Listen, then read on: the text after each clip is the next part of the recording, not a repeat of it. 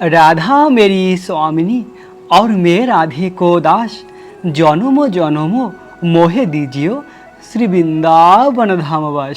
রাধে রাধে। প্রিয় ভক্ত, আজ আমরা বৃন্দাবনের পঞ্চক্রোশ পরিক্রমা করব।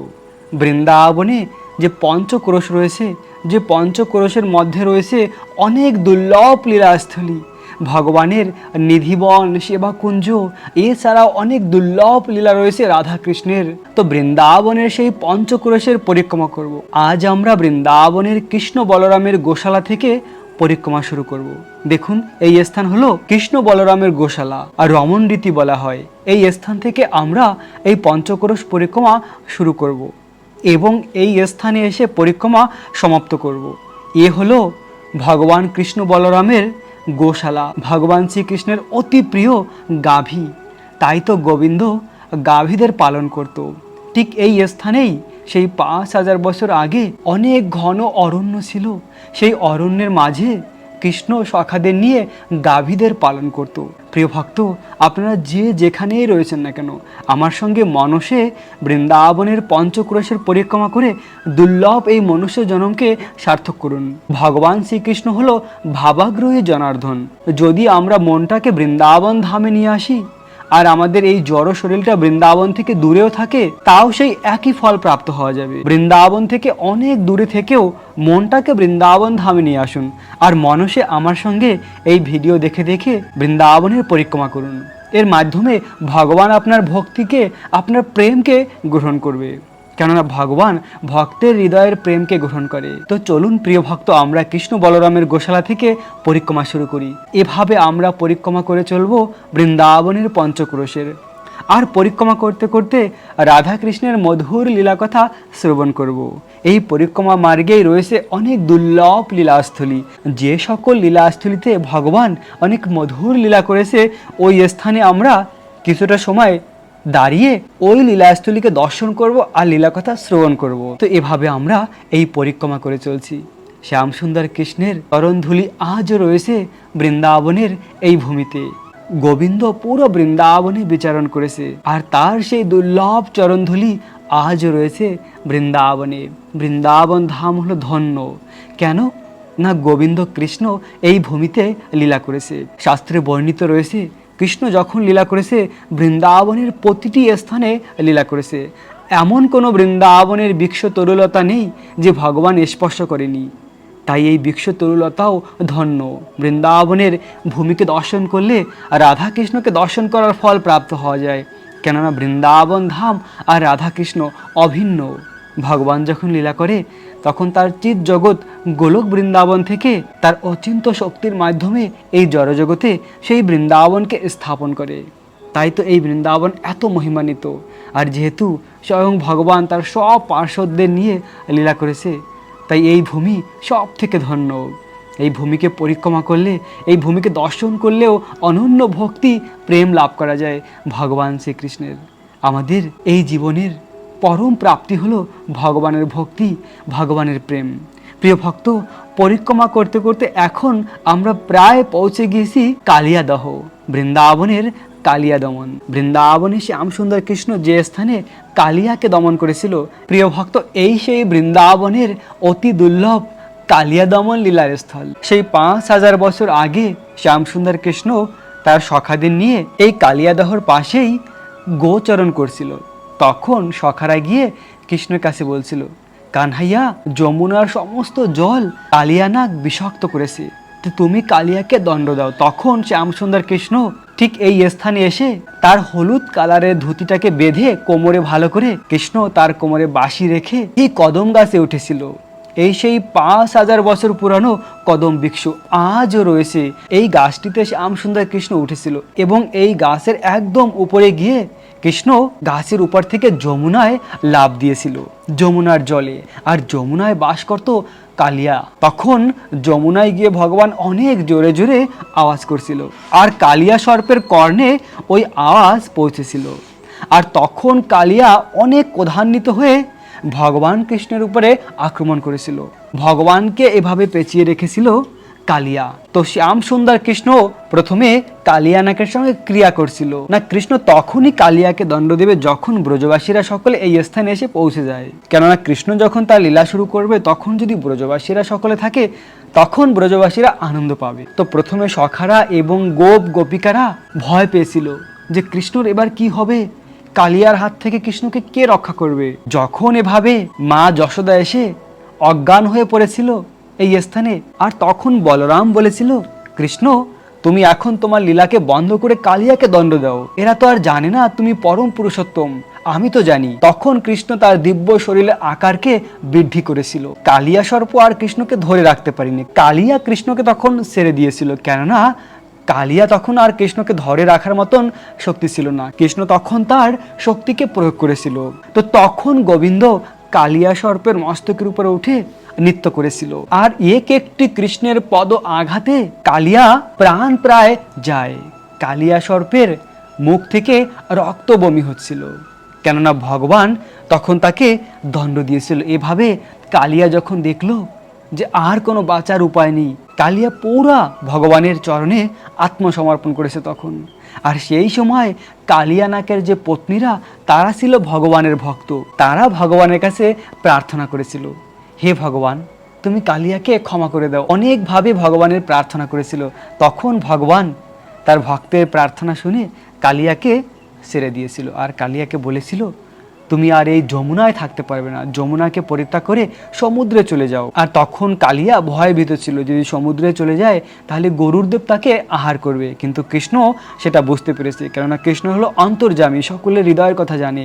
কৃষ্ণ বলল, কালিয়া তুমি চিন্তা করো না, যেহেতু তোমার মস্তকের উপরে আমার চরণ চিহ্ন রয়েছে তাই গরুর আর তোমাকে আহার করবে না আমার চরণ চিহ্ন দেখে, কেননা গরুর তো ভগবানের ভক্ত, ভগবানের বাহন। তো এভাবে শ্যাম সুন্দর কৃষ্ণ কালিয়াকে দণ্ড দিয়ে যমুনার জলকে আবার সে আগের মতন পরিষ্কার এবং স্বচ্ছ করেছিল, আর তার সখাদের গাভীদের আনন্দ প্রদান করেছিল। তো কৃষ্ণ ঠিক এই স্থানেই সেই কালিয়া দমন লীলা করেছে। আজ রয়েছে সেই ভূমি, সেই মধু লীলাস্থল আজ রয়েছে। প্রিয় ভক্ত, এই সকল দুর্লভ স্থানকে দর্শন করলে সত্যি আমাদের হৃদয়ে ভগবানের প্রতি অনন্য ভক্তি প্রেম বৃদ্ধি হয়। যার ভগবানের প্রতি ভালোবাসা নেই তারও ভগবানের প্রতি প্রেম হবে, কেননা সে এটুকু বুঝতে পারবে যে কৃষ্ণ কত শক্তিশালী, কত মহান এবং কত দয়ালু, এরকম ভক্তকে কত আনন্দ দেয় এবং ভক্তকে রক্ষা করে। তো এভাবে আমরা কালিয়া দমন লীলাকে দর্শন করে এগিয়ে যাচ্ছি। প্রিয় ভক্ত, এভাবে আমরা বৃন্দাবনের পঞ্চক্রোশের পরিক্রমা করে চলছি। আহা কত না আনন্দ এই পঞ্চক্রোশ পরিক্রমা। যারা বৃন্দাবন আসতে পারেনি তারা অবশ্যই ঘরে বসে মনসে যদি এই পরিক্রমা করে তাহলে ভগবানের কৃপা লাভ করবেই, কেননা ভগবান ভক্তের হৃদয়ের প্রেমকে গ্রহণ করে, মনটাই হলো আসল। তাই তো ভগবান বলেছে, মনমনা ভব মদ ভক্ত মজ্জাজি মাম নমস্কার। তোমার মনটাকে আমার চিন্তায় লাগাও, আমাকে নমস্কার করো, আমার পূজা করো, তাহলে তুমি অবশ্যই আমাকে প্রাপ্ত হবে। তো আমরা যেখানেই থাকি না কেন সেটা বড় ব্যাপার নয়, সব থেকে বড় হলো মনটাকে কতটা কৃষ্ণের চিন্তায় লাগিয়েছি, কতটা সময় আমরা ভগবানের চিন্তা করি। ভগবান শ্রীকৃষ্ণ বলেছেন, সততাম কীর্তয়ন্তমাম, সব সময় আমার চিন্তা করো, আমার গুণকীর্তন করো। তাই আমরা যদি এই বৃন্দাবন ধামকে দর্শন করি, এই লীলাকথা শ্রবণ করি, মনটাকে বৃন্দাবন ধামে নিয়ে আসি, তাহলে আমাদের এই সময়, যেটুকু সময় আমরা এই ভিডিওকে দর্শন করব, ওই সময়টা আমাদের জীবন থেকে নষ্ট হবে না। ওই সময়টা কৃষ্ণ সেবায়, কৃষ্ণ ভক্তিতে লেগে যাবে। আমরা তো দিনের মধ্যে কত সময় নষ্ট করে ফেলি, কিন্তু এই সময়টা ভগবানের সেবায় লাগালে ওই সময়টি আমাদের জীবন থেকে চিন্ময় হয়ে যায়, ভগবানের সেবায় লেগে যায়। তো পরিক্রমা করতে করতে এখন এসে আমরা পৌঁছেছি মদন মোহন, এই সেই বৃন্দাবনের মদন মোহন, দ্বাদশ আদিত্য টিলা। প্রিয় ভক্ত, এই মদন মোহনের এই স্থানে অনেক অনেক মধুর লীলা হয়েছে, সেই লীলা কথা এখন আমরা শ্রবণ করব। দেখুন, এই সেই মদন মোহন, এই স্থানে ভগবানের শুদ্ধ ভক্ত সনাতন গোস্বামী তপস্যা করেছিল। শুধু তাই নয়, স্বয়ং বিশ্বভানু নন্দিনী রাধারানীরও লীলা রয়েছে এই স্থানে। এই অনেকগুলি সিঁড়িকে পেরিয়ে পেরিয়ে ওই পাহাড়ের উপরে যাব, মদন মোহনের টিলার উপরে। তো ওখানে যেতে যেতেই আমরা এখন সেই লীলাকথা শ্রবণ করব। তো বৃন্দাবনের এই মদন মোহনের এই স্থানটি অতি দুর্লভ এই কারণেই, কেননা স্বয়ং ভগবানের শুদ্ধ ভক্ত সনাতন গোস্বামী এই স্থানে ভজন করেছেন। মদন মোহনের সঙ্গে একসঙ্গে কথা বলেছেন। মদন মোহন স্বয়ং প্রকাশিত ছিল এই স্থানটিতে এবং এখনো সনাতন গোস্বামীর সমাধি রয়েছে এই স্থানে। স্বয়ং বিশ্বভানু নন্দিনী রাধারানী এই স্থানে কৃষ্ণকে লাভ করার জন্য, কৃষ্ণকে ফিরে পাওয়ার জন্য সূর্যদেবের পূজা করেছিল। কৃষ্ণ যখন বৃন্দাবন ছেড়ে চলে যায় মথুরায়, তখন রাধারানী আর গোপিকারা আকুল হয়ে কান্না করতে করতে পাগলিনীর মতন বৃন্দাবনের যমুনার ধারে মূর্ছিত হয়ে পড়ে থাকতো। রাধারানী বৃন্দাবনের যমুনার ধারে কদম বৃক্ষের নিচে অজ্ঞান হয়ে যেত কৃষ্ণ বিরহে। তো একবার এভাবে অজ্ঞান হওয়ার পরে ললিতা দেবী বলছিল, হে রাধে, তোমার মনে আছে আমরা সূর্যদেবের পূজা করেছিলাম, তো আমরা তারপরে কৃষ্ণকে লাভ করেছিলাম, চলো আমরা আবার সূর্যদেবের পূজা করি। তো তখন রাধারানী আর গোপিকারা এই স্থানে সূর্যদেবের পূজা করেছিল। আর যে সূর্যদেব রয়েছে উনি অনেক মহান ভক্ত, ব্রজলীলায় তার অনেকভাবে অংশগ্রহণ রয়েছে, বিভিন্নভাবে রাধারানী গোপিকাদের রক্ষা করেছে সূর্যদেব। কেননা যখন কৃষ্ণ বৃন্দাবন ছেড়ে চলে গিয়েছে, তারপরে গোপিকারা বিভিন্নভাবে বিপত্তির সম্মুখে পড়েছিল, আর সেই স্থান থেকে সূর্যদেব অনেকবার রক্ষা করেছিল বিভিন্ন গোপিকাকে। তো এভাবে রাধারানীর শ্রী চরণ চিহ্ন, চরণ ধুলি আজও রয়েছে বৃন্দাবনের এই মদনমোহনের এই স্থানে। এই স্থানকে বলা হয় দ্বাদশ আদিত্য টিলা। আর তারপরে এই মাত্র 500 বছর আগে সেই ব্রজের কৃষ্ণ চৈতন্য মহাপ্রভু রূপে যখন মায়াপুরে লীলা করেছে নবদ্বীপ ধামে, তখন তিনি তার শুদ্ধ ভক্ত রূপ সনাতন গোস্বামীকে বৃন্দাবনে পাঠিয়েছিল গ্রন্থ লিপিবদ্ধ করার জন্য, বদ্ধ জীবকে উদ্ধার করার জন্য।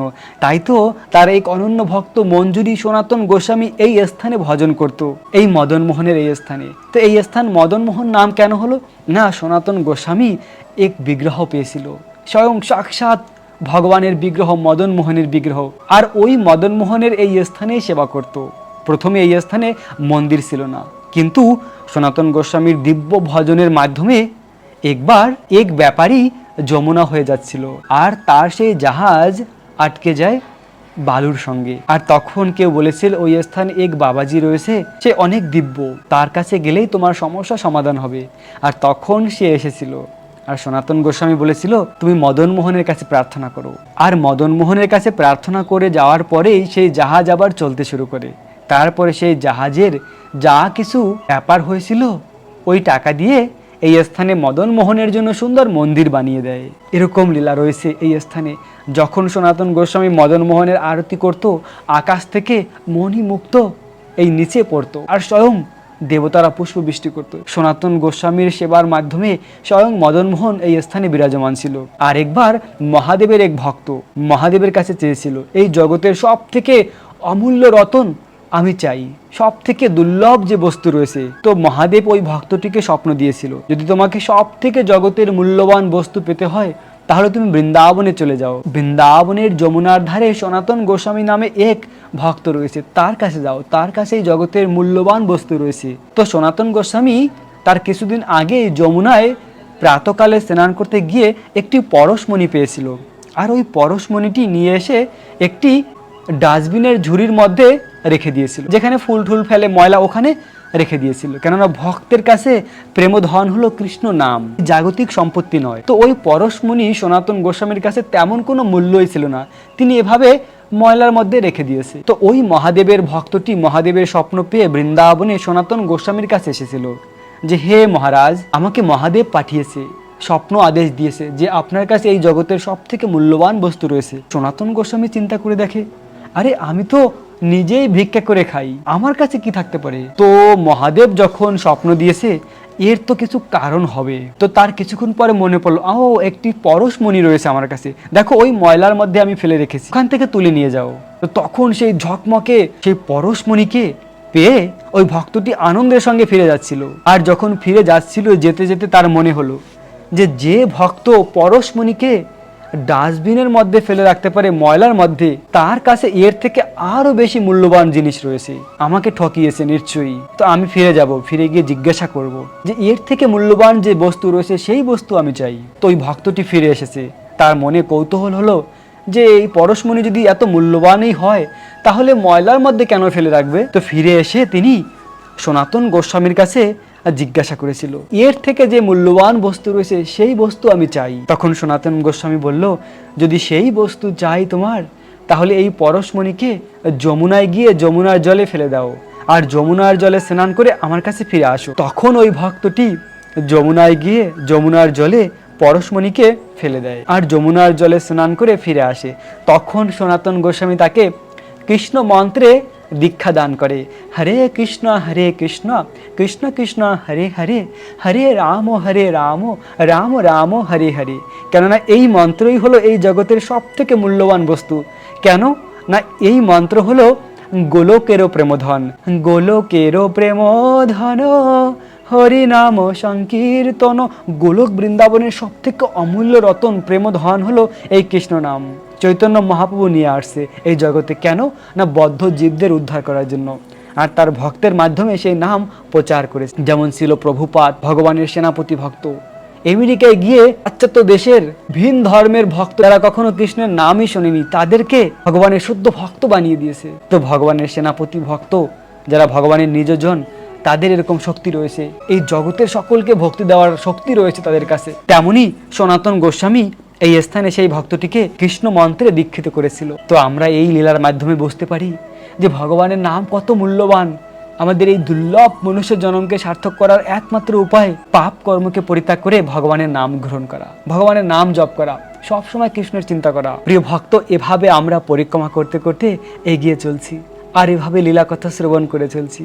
দেখুন কত সুন্দর বৃন্দাবনের পঞ্চক্রোশের পরিক্রমার মার্গ, আহা, দেখলেই যেন মন আনন্দে ভরে যায়। পরিক্রমা করতে করতে এখন এসে আমরা পৌঁছেছি সেই স্থানে, যে স্থানে রাধারানীর পা কেটে গিয়েছিল। এখানে রয়েছে ইমলিতলা, এই সেই ইমলিতলা। দেখুন প্রিয় ভক্ত, এই ইমলিতলায় একবার রাধারানীর পা কেটে গিয়েছিল এবং রাধারানীর অনেক লীলা রয়েছে, চৈতন্য মহাপ্রভুর অনেক লীলা রয়েছে এই স্থানে।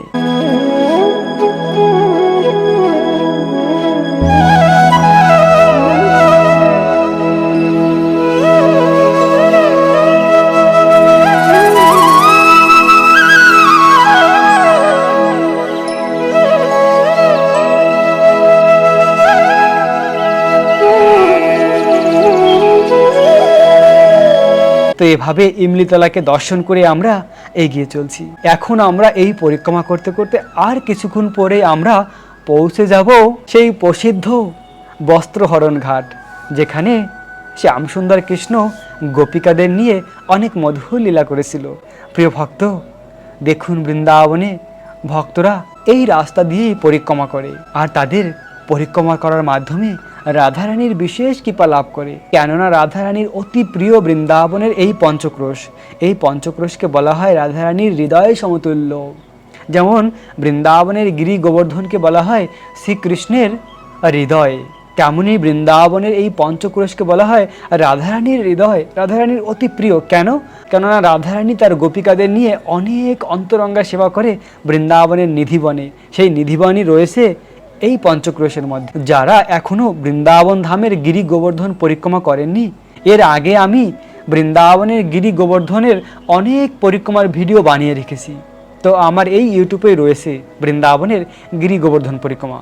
সেই পরিক্রমা আপনারা মনসে ঘরে বসেও করতে পারেন, কেননা এই দুটিই খুব গুরুত্বপূর্ণ। একটি বৃন্দাবনের পরিক্রমা আর একটি গোবর্ধন পরিক্রমা, দুটি অতি গুরুত্বপূর্ণ। তো আজকে আমরা এক অতি গুরুত্বপূর্ণ ভক্তিকে সম্পন্ন করতে যাচ্ছি।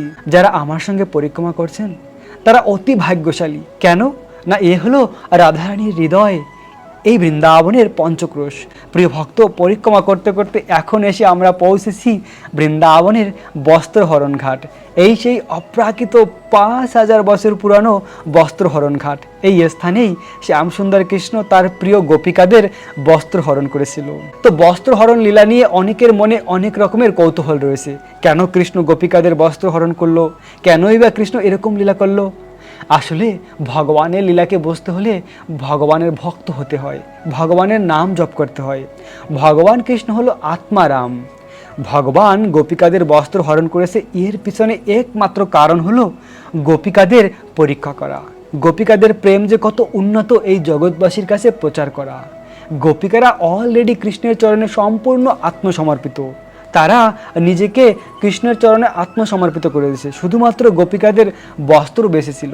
কৃষ্ণ এটি দেখতে চেয়েছিল যে গোপিকারা আমাকে কত ভালোবাসে। মানুষ কখনো নিজের বস্ত্র কারোর জন্য দান করতে পারে না, কিন্তু গোপিকারা কি দিয়েছে দেখুন, সর্বোচ্চ দিয়েছে, সবকিছু অলরেডি দিয়েছে কৃষ্ণকে, শুধুমাত্র নিজেদের বস্ত্র বাকি ছিল। আর কৃষ্ণ সেই পরীক্ষাও নিয়েছে, কেননা ভগবান যখন তার ভক্তের পরীক্ষা নেয় তখন সেই পরীক্ষা থেকে যে উত্তীর্ণ হতে পারে সে গোলক বৃন্দাবন ধাম প্রাপ্ত হতে পারে। কৃষ্ণের কাছে সেই পরম ধাম গোলক বৃন্দাবন যেতে হলে আমাদের জীবনে অনেক পরীক্ষা আসবে, ভক্তি জীবনে অনেক বাধা আসবে, দুঃখ কষ্ট আসবে।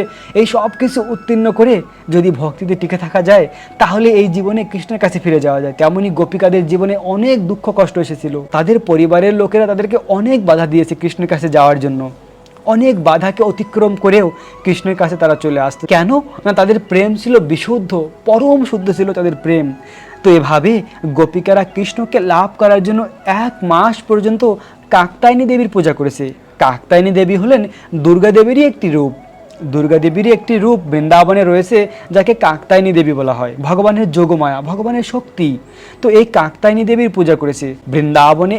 1 মাস গোপিকারা কঠোর তপস্যা করেছে। কিভাবে না অগ্রহায়ণ মাসের শীতের সময় প্রতিদিন সকালবেলা সূর্য ওঠার আগেই ব্রহ্ম মুহূর্তে ঘুম থেকে উঠে যমুনার ঠান্ডা জলে স্নান করে যমুনার মাটি আর বালু দিয়ে বিগ্রহ তৈরি করেছে। কাত্যায়নী দেবীর বিগ্রহ তৈরি করে শুধুমাত্র হবিষ্য অন্ন, যেমন আমরা কার্তিক কিংবা পুরুষোত্তম মাসে তপস্যা করি, শুধুমাত্র কেউ ফল আহার করে, কেউ শুধু হবিষ্য অন্ন খায়। কি জন্য না মনকে আরও সংযম করার জন্য, কৃষ্ণের চরণে মনকে নিয়োজিত করার জন্য। যেমন আমরা দেখতে পাই একাদশী দিন আমরা কিছুই আহার করি না, শুধুমাত্র ফল আর জল আহার করি। এর মাধ্যমে কি হয় না মন একদম সংযম হয়ে যায়, মনটা খুব শান্ত হয়ে যায়, যার মাধ্যমে কৃষ্ণ নাম করার জন্য আরও অনুকূল হয়। তেমনই গোপিকারা 1 মাস পর্যন্ত প্রাতকালে স্নান করে ঠান্ডা জলে এই কাত্যায়নী দেবীর পূজা করেছিল। কি আহার করেছে না একবার শুধুমাত্র হবিষ্যান্ন খেয়েছে আর কাত্যায়নী দেবীর কাছে প্রার্থনা করেছে, হে কাত্যায়নী দেবী, আমরা এই জীবনে যেন নন্দ মহারাজের পুত্র শ্রীকৃষ্ণকে প্রতিরূপে লাভ করতে পারি। আমরা শুধু এটাই চাই। এই সংসারের অনিত্য বস্তুর জন্য কোনো দেবদেবীর পূজা করা উচিত নয়, তাহলে আমাদের সময় ব্যর্থ চলে যাবে। কেননা যে সকল দেবদেবীর আমরা পূজা করি তারা যা কিছু আমাদের দিয়ে থাকে তা ভগবানের অনুমতির মাধ্যমেই দিয়ে থাকে। ভগবান প্রথমে অনুমতি প্রদান করে, ভগবান অনুমতি দেওয়ার পরে তারপরেই দেবদেবীরা আমাদের কিছুই দিতে পারে, আর না হলে নয়। তাই যদি স্বয়ং ভগবানের সেবা করি, স্বয়ং ভগবানের ভক্ত হয়ে আমরা কৃষ্ণের নাম জপ করি, তাহলে আমাদের কোনো দেবদেবীর কাছে কিছুই চাইতে হবে না, শুধুমাত্র অনন্য ভক্তি সহকারে কৃষ্ণের সেবা করলেই হবে। তাই কৃষ্ণ বলেছেন সর্বধর্মান পরিত্যাজ্য মাম একম শরণং ভজ। কৃষ্ণ বলেছে সকল প্রকার ধর্ম পরিত্যাগ করে শুধুমাত্র আমার সেবা করো, আমার ভক্তি করো, তাহলে আমি তোমাদের রক্ষা করব, সমস্ত পাপ থেকে মুক্ত করব এবং মুক্তিও প্রদান করে আমার ধামে ফিরিয়ে নিয়ে আসবো। তাই তো আমাদের ভগবানের পূজা করা উচিত, ভগবানকে ভালোবাসা উচিত। যেমন ব্রজ গোপিকারা কৃষ্ণকে ভালোবেসেছিল এবং তারা তপস্যা করেছিল কৃষ্ণকে পাওয়ার জন্য। আর কৃষ্ণ তাদের সেই 1 মাস তপস্যার পরে শেষের দিন দর্শন দিয়েছিল। যখন প্রাতকালে গোপিকারা তাদের কাপড় খুলে যমুনায় স্নান করছিল তখন কৃষ্ণ তাদের কাপড় নিয়ে কদম গাছে উঠে বসেছিল। যখন দেখেছে তাদের প্রেম এত অনন্য যে তার জন্য গোপিকারা সব কিছু করতে পারে, তখন কৃষ্ণ গোপিকাদের এক এক করে সকলের কাপড় দিয়েছিল। আর এর মাধ্যমে শুধুমাত্র কৃষ্ণ গোপিকাদের প্রেমের পরীক্ষা করেছিল। কেননা এই গোপিকারা কে? গোপিকারা গোবিন্দেরই অংশ। স্বয়ং ভগবান শ্রীকৃষ্ণের বাম অঙ্গ থেকে রাধারানী প্রকাশিত হয়েছে, আর রাধারানীর মাধ্যমে এই শতকোটি গোপিকারা প্রকাশিত হয়েছে। তাই এই সকল গোপিকা এবং রাধারানী ভগবান শ্রীকৃষ্ণের শ্রী অঙ্গ থেকে, তার শরীর থেকেই প্রকাশিত হয়েছে। তাই এরা আলাদা কেউ নয়। আর তাছাড়াও ভগবান হলো পরম পবিত্র, তিনি হলেন গুণাতীত। এই সংসারে 3টি গুণ রয়েছে, সত্য রজ তম, আর ভগবান এই 3 গুণের উপরে রয়েছে। শুদ্ধ সাত্ত্বিক ভগবান হলো নির্গুণ। ভগবান এই সংসারের কোনো কিছুর সঙ্গে সম্পর্কিত নয়। তাই ভগবানের লীলাও পরম পবিত্র। আমরা ভক্ত হলে কৃষ্ণ নাম জপ করলেই বুঝতে পারবো। তো ভগবানের এই লীলা পরম পবিত্র। তো এভাবে আমরা বৃন্দাবনের এই বস্ত্রহরণ ঘাটকে দর্শন করে এখন এগিয়ে যাচ্ছি যমুনার ধারে। এই সেই বৃন্দাবনের যমুনা মহারানী, অপ্রাকৃত এই যমুনা মহারানী। আহা, এই যমুনা এত মধুর লীলা রয়েছে শ্যামসুন্দর কৃষ্ণের যমুনার ধারে, যে পুরো দিন এই লীলা শ্রবণ করলেও সেই লীলা কখনো সমাপ্ত হয় না। এত লীলা রয়েছে যমুনার ধারে। তো এই যে বৃন্দাবনের যমুনা, এই যমুনা হলো শ্যামসুন্দর কৃষ্ণের গোপিকা, তার সখী।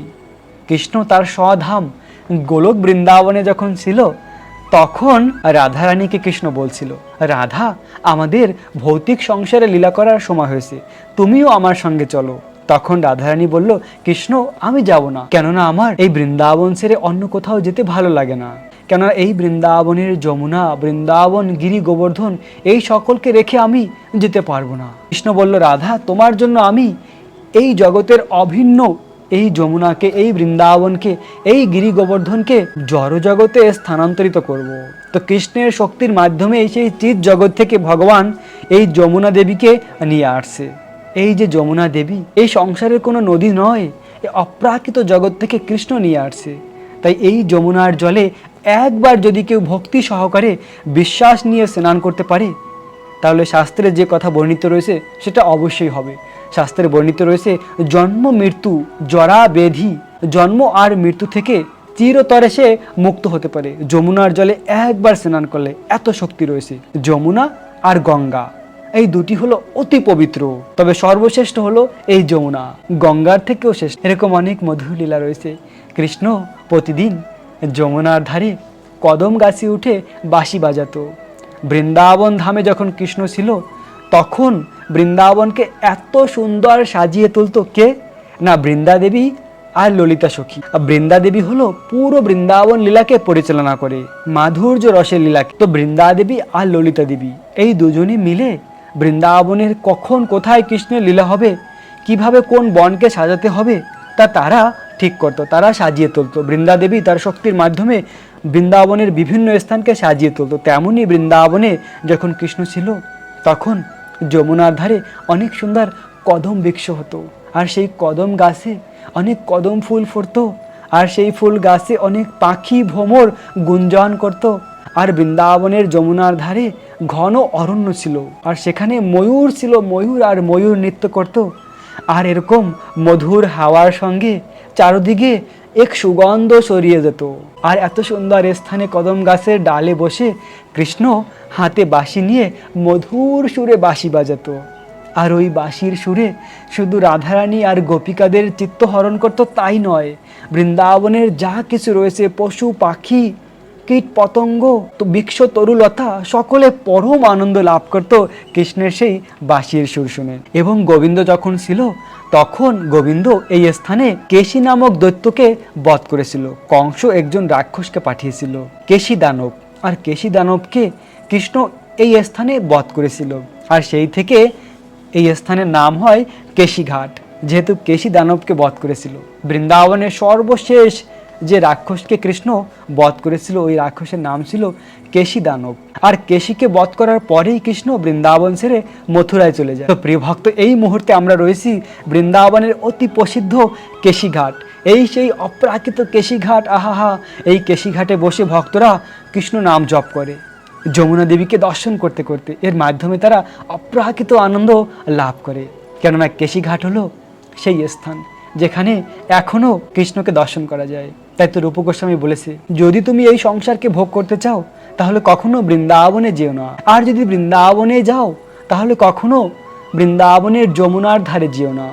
আর যদি তুমি যমুনার ধারেও যাও, তাহলে যমুনায় গিয়ে সেখানে যে শ্যাম সুন্দর রয়েছে, ওই শ্যাম সুন্দরকে দর্শন করো না। তিনি বলেছেন, যদি তুমি সেই শ্যাম সুন্দরকে একবার দর্শন করো, তাহলে তুমি আর এই সংসারকে ভোগ করতে পারবে না, এই সংসারের প্রতি তোমার আর কোনো আসক্তি থাকবে না, তাহলে তুমি শ্যাম সুন্দরের ভক্ত হয়ে যাবে। তাই রূপ গোস্বামী সাবধান করেছে, যারা এই সংসারকে ভোগ করতে চায়, তাদের বৃন্দাবনে এসে যমুনার ধারের শ্যাম সুন্দরকে দর্শন করা উচিত নয়। তাহলে তারা আর এই সংসারকে ভোগ করতে পারে না, শ্যাম সুন্দরের ভক্ত হয়ে যায়। কিন্তু প্রকৃতপক্ষে প্রিয় ভক্ত, আমাদের অবশ্যই বৃন্দাবনে আসা উচিত। আর এখানে শ্যাম সুন্দরের কাছে প্রার্থনা করা উচিত যে, শ্যাম সুন্দর একবার আমাকে দর্শন দাও। তোমাকে একবার দর্শন করলে এই ভব সংসার, দুঃখময় সংসার থেকে আমি মুক্তি লাভ করে তোমার ধাম প্রাপ্ত হব।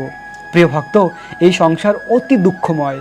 কৃষ্ণ নিজেই বলেছেন, দুঃখালয়ম শাশ্বতম, প্রতি পদে পদে আমরা দুঃখ আর কষ্ট পেয়ে থাকি এই সংসারে। তাই তো কৃষ্ণের কাছে যদি ফিরে যেতে পারি, কৃষ্ণের যে ধাম গোলক বৃন্দাবন, ওই ধামকে বলা হয় আনন্দময়, চিন্ময়। সেখানে শুধু আনন্দ আর আনন্দ। সেই ধামে জন্ম মৃত্যু জরা ব্যাধি দুঃখ দোষণল কিছু নেই সেখানে। ভগবানের ধামে যারা রয়েছে তারা সকলে চিন্ময়, তারা সবাই নিত্য নবকিশোর, তারা কখনো মৃত্যুবরণ করে না, তাদের কোনো রোগ ব্যাধি নেই, তাদের কোনো দুঃখ কষ্ট নেই, তারা শুধু আনন্দে থাকে। আর সেখানে সকলে নৃত্য করে আনন্দে, আর সেখানে কেউ কথা বলে না, সবাই গান করে। এত সুন্দর অপ্রাকৃত ধাম সেই গোলক বৃন্দাবন। আর সেই গোলক বৃন্দাবনে আমরা ফিরে যেতে পারি কৃষ্ণকে ভালোবাসার মাধ্যমে। কলিযুগে কৃষ্ণকে ভালোবাসা যায় কিভাবে? না, সেই শিক্ষা স্বয়ং চৈতন্য মহাপ্রভু দিয়েছে। সেই চৈতন্য মহাপ্রভুর অপ্রাকৃত শিক্ষাকে আমরা শ্রবণ করব। অলরেডি আমরা কেশিঘাটকে দর্শন করে এগিয়ে চলছি পরিক্রমায়। তো পরিক্রমা করতে করতে এভাবে আমরা এই মধু লীলা কথা শ্রবণ করে চলছি। এখন আমরা শ্রবণ করব এই জীবনে কৃষ্ণকে প্রাপ্ত করার সব থেকে সহজ উপায়। এই ব্রজের কৃষ্ণ, শ্যামসুন্দর কৃষ্ণ বৃন্দাবনের মধুর লীলা করে যখন তার স্বধাম তিনি গিয়েছেন, তখন কৃষ্ণ তার স্বধামে গিয়ে কৃষ্ণ চিন্তা করলেন যে আমি যে এত সুন্দর এত দুর্লভ লীলা করেছি ব্রজলীলা, এই ব্রজলীলা কিভাবে ভক্তরা বুঝতে পারবে, কি করে আমার এই নিত্যধাম পরম ধাম গোলক বৃন্দাবনে ফিরে আসবে। তখন কৃষ্ণ এই সিদ্ধান্তে পরিণত হলো, আমি স্বয়ং ভক্তরূপে গিয়ে সকলকে সেই শিক্ষা দেব যে কি করে কৃষ্ণকে লাভ করতে হয়। প্রতি যুগে ভগবান বিভিন্ন অস্ত্র নিয়ে আসে। রাম অবতারে কৃষ্ণ ধনুষ নিয়ে এসেছে, কৃষ্ণ অবতারে সুদর্শনকে নিয়ে এসেছে। আর এই কলিযুগে সেই কৃষ্ণ ভাবলো প্রেম দেব, আমি প্রেম দিয়ে সকলকে বৃন্দাবন ধাম দান করব। তখন কৃষ্ণ তার নিত্যধাম গোলক বৃন্দাবনের সব থেকে যে অমূল্য রতন, সব থেকে শক্তিশালী সেই বস্তুকে নিয়ে এসেছে। সেই অমূল্য প্রেম হলো কৃষ্ণ নাম। হরে কৃষ্ণ কৃষ্ণ কৃষ্ণ হরে হরে, হরে রাম রাম রাম হরে হরে। এই মন্ত্র জপ করলেই এই জীবনে কৃষ্ণকে প্রাপ্ত হওয়া যায়। আমাদের এই কলিযুগে মানুষের আয়ু খুব কম এবং তার উপরে জীবনে অনেক সমস্যা, দুঃখ কষ্ট জরা ব্যাধি, তারপরে অল্প কিছু সময় বেঁচে থাকে। সেই অল্প সময় কি করে কৃষ্ণকে প্রাপ্ত হওয়া যায়? সত্যযুগের লাখো বছরের তপস্যার ফল প্রাপ্ত হওয়া যায় শুধুমাত্র কৃষ্ণ নাম জপ করার মাধ্যমে। সেই কৃষ্ণ নাম জপ করুন প্রিয় ভক্ত, এক জন্মেই কৃষ্ণকে প্রাপ্ত হওয়া যায় কৃষ্ণ নাম জপ করার মাধ্যমে। আর বৃন্দাবন ধামকে ভালোবাসার মাধ্যমে, রাধা কৃষ্ণকে ভালোবাসার মাধ্যমে। বৃন্দাবন ধামকে ভালোবাসুন, ভগবান শ্রীকৃষ্ণের দিব্য নাম কৃষ্ণ নাম জপ করুন। আর প্রতি 15 দিন পরে একটি করে একাদশীর ব্রত আগমন হয়, ওই একাদশীর ব্রত পালন করুন। একাদশীর ব্রত কিভাবে পালন করতে হয়, একাদশীর ব্রত আমরা পালন করলে কি ফল প্রাপ্ত হব, এই সকল আমি একাদশীর আগে ভিডিও আপলোড করে থাকি। একাদশীর আগে একটি ভিডিও আপলোড করি, একাদশীর দিন একটি ভিডিও আপলোড করি।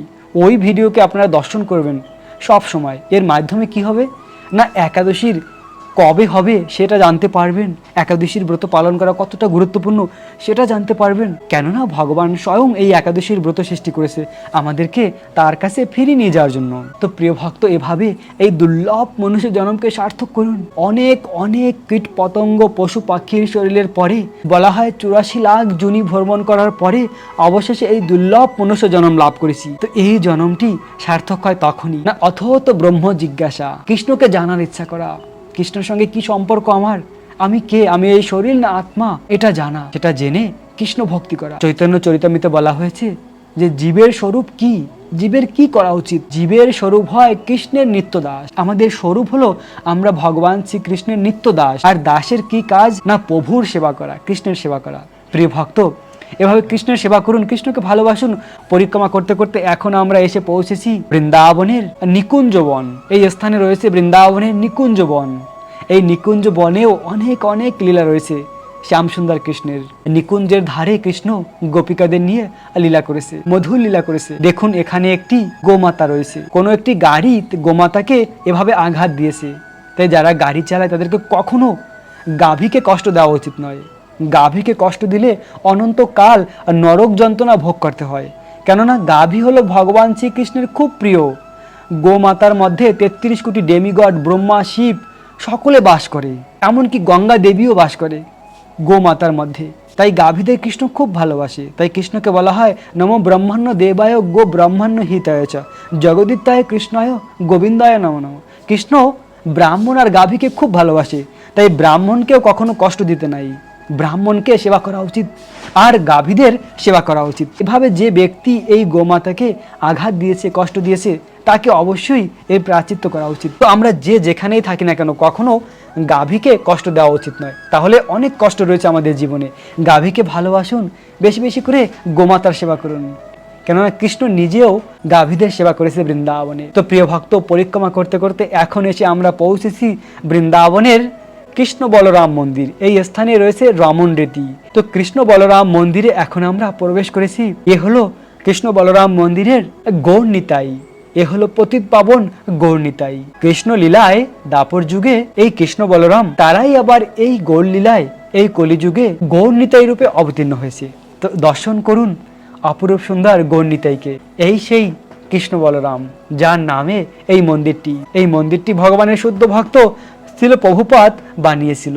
এই কৃষ্ণ বলরাম এই স্থানে রমণ করত, তাই এই স্থানকে বলা হয় রমণ রীতি। আর এ হলো রাধা শ্যাম সুন্দর।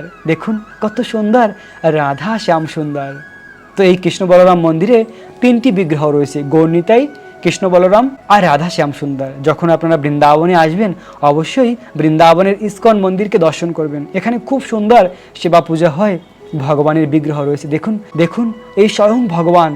শাস্ত্রে বর্ণিত রয়েছে, বিগ্রহ নও তুমি স্বয়ং ব্রজেন্দ্র নন্দন। এই বিগ্রহ নয়, স্বয়ং ভগবান। তো ভগবানকে এভাবে দর্শন করলে অসীম কৃপা ফল প্রাপ্ত হওয়া যায়। দর্শন করুন ভগবানকে, প্রার্থনা করুন ভগবানের কাছে, ভগবান আমাদেরকে ভক্তি দান করো, প্রেম দান করো। তো প্রিয় ভক্ত, এভাবে আমরা এই পুরো বৃন্দাবনের পঞ্চক্রোশ পরিক্রমা করতে করতে এখন আমরা এসে পৌঁছেছি সেই স্থানে, যে স্থান থেকে আমরা পরিক্রমা শুরু করেছিলাম। তো এই স্থান থেকে আমরা পরিক্রমা শুরু করেছিলাম, এখন এসে এই স্থানে আমাদের পরিক্রমা সমাপ্ত হলো। এই সেই বৃন্দাবনের কৃষ্ণ বলরামের গোশালা। আহা, এই স্থানে কৃষ্ণ সেই 5000 বছর আগেও গাভীদের পালন করত, তাই নাম হয়েছে রমণ রীতি। আর ভগবানের শুদ্ধ ভক্ত ছিল প্রভুপাতের কৃপায় আজও সেই স্থানে গোশালাই রয়েছে। আমরা কত ভাগ্যবান, এই স্থানে গোশালাকে আমরা দর্শন করতে পারি এবং সেই লীলাকে স্মরণ করতে পারি। তো এই স্থান থেকে আমরা পরিক্রমা শুরু করে এই স্থানে এসে পরিক্রমা সমাপ্ত করলাম। আশা করি যে সকল ভক্তরা মনসে আমার সঙ্গে পরিক্রমা করেছেন সকলে ভগবানের বিশেষ কৃপা লাভ করবেন, রাধারানীর বিশেষ কৃপা লাভ করবেন।